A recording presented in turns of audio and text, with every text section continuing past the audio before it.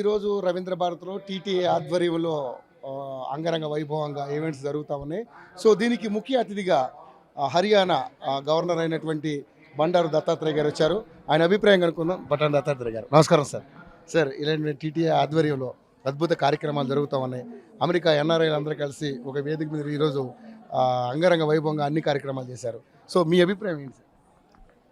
మన తెలంగాణ నుంచి జన్మించి అమెరికాలో వివిధ రాష్ట్రాల్లో స్థిరపడి మన సంస్కృతిని, మన సాంప్రదాయాన్ని, మన ఆధ్యాత్మిక భావాల్ని, సేవాభావాన్ని వాళ్ళు తెలంగాణ గడ్డ మీద చేయాలని ఏదైతే నిర్ణయం చేసుకున్నారో అది చాలా స్వాగతించదగ్గది.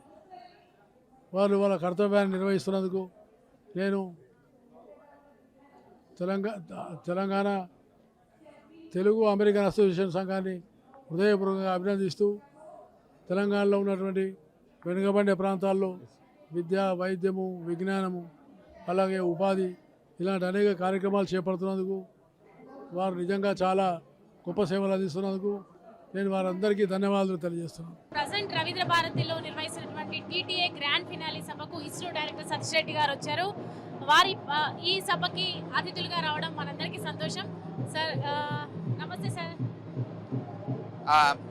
తెలంగాణ అమెరికన్ తెలుగు అసోసియేషన్ వారు 2014 నుంచి రకరకాల కార్యక్రమాలు నిర్వహిస్తూ ముఖ్యంగా ఇప్పుడు తెలంగాణ రాష్ట్రానికి వచ్చి గత 10-12 రోజులుగా రకరకాల జిల్లాల్లో రకరకాల ప్రదేశాల్లో తిరుగుతూ చాలామందిని ఆదుకుంటూ చాలా సమస్యలకు సహాయం చేస్తూ ఈరోజు ఫైనల్గా ఈ కార్యక్రమం నిర్వర్తిస్తున్నందుకు వారికి నా పూర్తి అభినందనలు.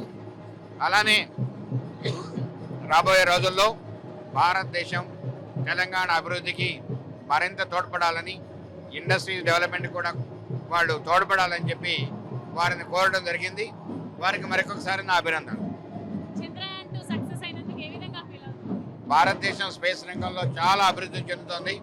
భారతదేశం ఈరోజు మార్స్ దగ్గరికి వెళ్ళడం, పరీక్షలు జరపడం, చంద్రయాన్ మీద అంటే చంద్రుడి మీద మనం ల్యాండ్ కావడం, అక్కడ ఎక్స్పెరిమెంట్ చేయడం, ప్రపంచంలో ఒక 3-4 దేశాలు మాత్రమే చేసినటువంటి ఒక ఘనత ఇది.